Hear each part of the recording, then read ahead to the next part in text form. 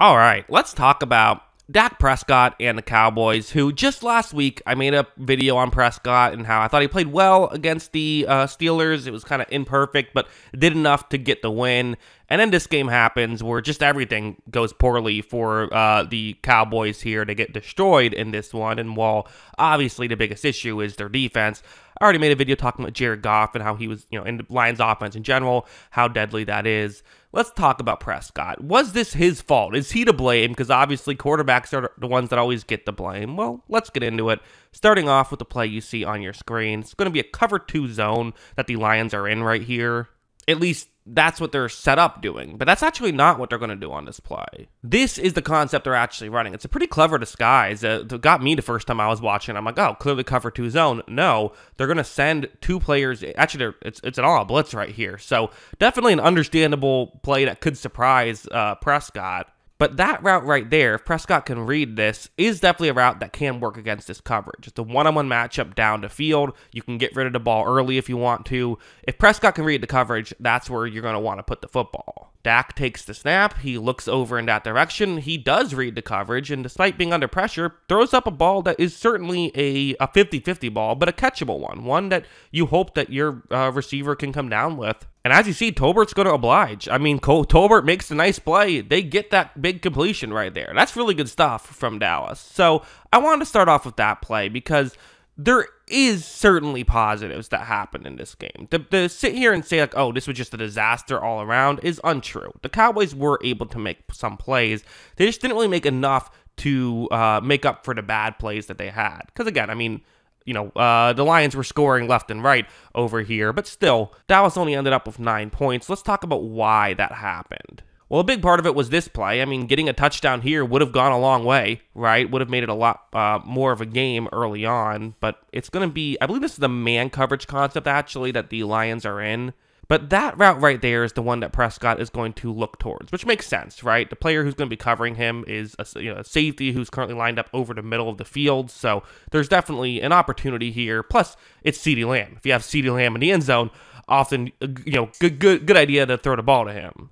Well, Prescott takes a snap, he looks over in that direction, and again, looking at the player who's covering Lamb, this makes sense to put the ball in that direction, right? You can see why Prescott likes this idea. Here's the issue. Right there, Brian Branch, who's kind of paying attention to the player who's more underneath. This is just great stuff from Brian Branch because he realizes that if Prescott decides to throw the check down, Branch can then run up and he trusts himself to make the tackle. But because of this, he can now stay kind of back here where if the throw goes deeper, then he can help out deeper down the field. So it's kind of really smart football here by Branch. Prescott throws this one, and he just never noticed Branch was doing that, and because of that, it results in an interception, whereas had he noticed it, he would not have made that throw, right? So it's one of those plays where it's like, is it fully fair to blame Prescott? I don't know, because it was a good defensive play, and this actually happened a couple of times. Going over here, not the exact same thing, but a similar type of idea where, okay, so you see the routes on the screen that the Cowboys receivers are running right here. Really, one of these over-the-middle routes could be the one to get open against 3rd down and 5. The Lions will be in man coverage right here, so, okay, one of these routes could certainly work, and in fact, post-snap, it's going to be even better. Because when Prescott takes the snap, the Lions don't pick up that receiver right there. I mean, he is wide open. This is a great situation for the Cowboys. Prescott sees this. Here's the issue. A Lions linebacker right there is covering the tight end who's also going more over the middle, and Prescott is just not going to notice this. He throws this without realizing that was closer to being intercepted than caught, and then it was closer to being caught, but bounced off a couple guys before hitting the ground. Not an ideal play there by Prescott, obviously. And again, it's one of those weird things where, like, okay, is it fully fair to blame you for not noticing that? I think on this one, yes. Like, it's man coverage. That there is a route going over the middle as well. That, it's something you would have liked to see him be aware of, right? And he wasn't able to be aware of it on that one. But then there were also this is definitely an issue where what's going to happen here is it is a man coverage concept. It's a 4th down and 2. So down 17 points. But hey, if you can get into the end zone right here, there's a chance, right? It's not ideal, but make it a, 20-10 game. Okay, we've seen, 10 points. Teams come back from that all the time in the NFL. that is Brandon Cooks' route on this one. Going to kind of fake as though he's going towards his left and then go over the middle. Okay, a good route here. Prescott takes the snap. He's going to look elsewhere at first, but eventually gets over to Cooks. And, okay, at this point, you kind of got to just make the throw. You only have so much time right here, so got to get rid of the ball. Hope your player can make a play. And here, Cooks just isn't able to get the, win the play. He wanted a flag, but either way, this was the issue, right? Not having guys who can just win these one-on-ones. It's very difficult to win in the NFL if you don't have guys who can win one-on-ones or win one-on-ones consistently, or just if you're not hitting on these. Like this one's another example where, okay, at this point the game is a blowout, it's 34-6, but okay, maybe try to get some stats up, or I think really at this point, with how the season has gone for Dallas being 3-3, but not looking great while doing it, you just want to start getting some good plays together. You want to kind of just try to get a rhythm down, get some confidence. Well, okay.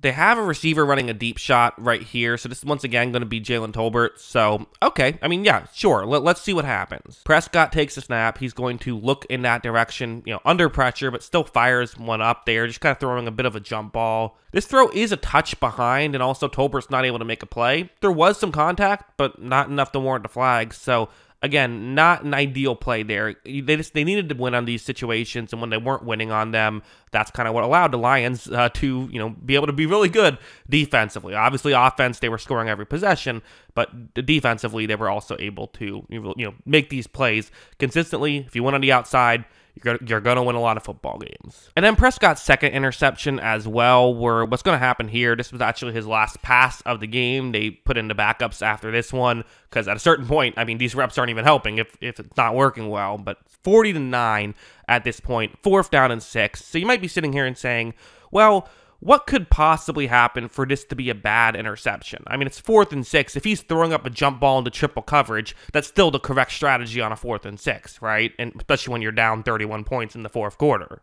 The route you see on the screen right here is going to be Jalen Brooks' route, one that can certainly get open against this type of coverage. This over-the-middle routes can be very effective against man.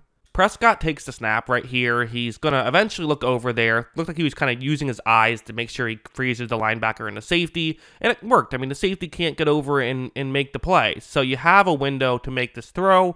All is well. It's not wide open, but at least give your receiver a chance. However, this throw is just off, and because of that, it results in an interception. So the decision was fine. I mean, that was absolutely the correct play right there, but the throw was off. It nearly led to a pick six, which resulted in the Cowboys saying, okay, enough is enough. Let's put Cooper Rush in there. Didn't go much better once he got in there. Just an unfortunate situation all around here for these Cowboys. So, was it Prescott's fault? I mean, this wasn't his best game for sure, but obviously no, like it's never the quarterback's fault when you lose 49 or 47-9.